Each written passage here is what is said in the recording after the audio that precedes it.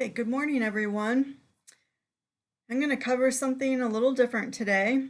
How many of you have ever heard of something called the Toledo War? I have a video that's going to be linked here that is about the Michigan and Ohio and how we went to war. And it's going to cover a little bit of it. And it's called where we battled against Ohio because we wanted the Toledo Strip. The video skims the surface of what really happened, and but you'll get basically the gist of why we wanted that strip, why Ohio wanted it. But Michigan did have that area surveyed many, many times before and after we became a state. But Ohio had already become a state, so they had representatives in the federal government that was influenced, so they were able to maintain their claim for it.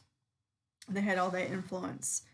But our territory governor, Stevens T. Mason, one of the things he did that they don't talk about in this video is he passed a act called the Pains and Penalties Act. And that would fine any Ohio trespasser $1,000, which if you recall, back in the early 1800s, that would be almost probably $1 million now.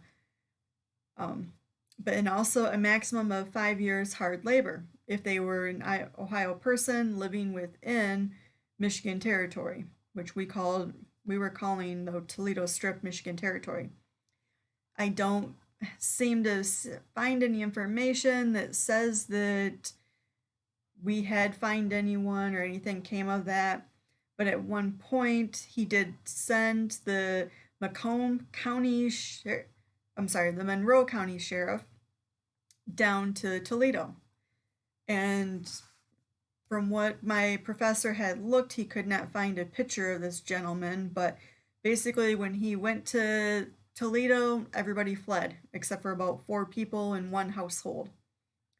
And that household exaggerated in the Ohio newspapers the stories of what this person did. And really, there was no bloodshed, no beating, no nothing happened like they were trying to say. And eventually, Michigan did get statehood on January 26th, 1837. And one thing the video does not cover, that when we became a state, we were able to receive 3 different things. The author in the video talks about how there was the UP, and he'll show in the picture that they have the full UP all in color. We had the eastern third of the UP as part of our territory. The other 2/3 were part of the Wisconsin territory. So when we became a state, part of our compromise was that we received the remaining 2/3 of the UP from Wisconsin. And we did gain all those minerals and lumbers from that area, which we didn't realize at the time was going to be so valuable.